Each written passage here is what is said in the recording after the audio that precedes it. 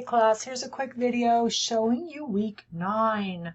Week 9. That's amazing.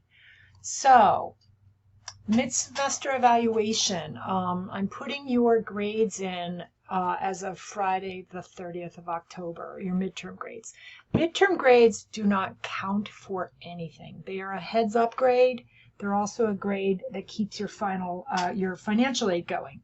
However, you should look at it as, in some instances, a wake-up call. In other instances, a invitation to keep doing what you're doing. If you have concerns about your midterm grade, I highly recommend that you get in touch and we try to make an appointment and talk.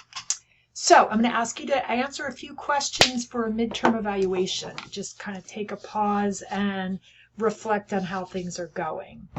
Then for Wednesday, you have peer review, and we're going to do peer review a little bit differently this time.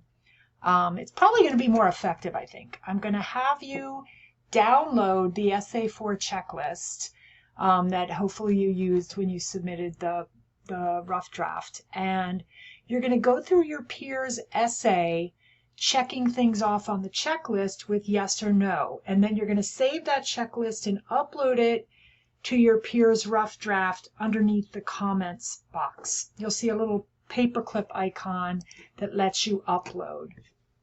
So then when you get your peer reviews checklist for your essay, I want you to open it and go through it and see what their advice is. I'm not going to be giving feedback on these rough drafts.